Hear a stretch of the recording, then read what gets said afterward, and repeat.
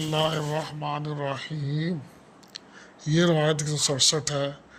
حضرت عبداللہ بن عامر بن العاص رضی اللہ تعالیٰ عنہ بیان کرتے ہیں کہ رسول اللہ صلی اللہ علیہ وآلہ وسلم نے فرمایا، تم میں سے کوئی شخص مومن نہیں ہو سکتا یہاں تک کہ اس کی خواہشات میرے لائی ہوئی شریعت کے مطابق نہ ہو جائے۔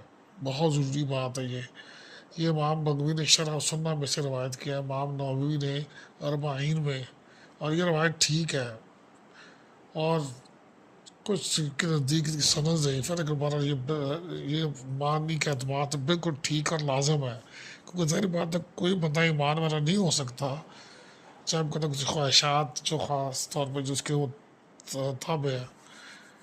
تو اللہ تعالیٰ ہمیں معاف فرمائے، اللہ تعالیٰ ہمیں عمل کرنے کی توفیق دے، ہماری ساری خواہشات جو اللہ تعالیٰ کی کتاب اور اللہ تعالیٰ کے نبی کی لائی ہوئی شریعت کے مطابق ہونی چاہیے، اس کے تابع ہونی چاہیے۔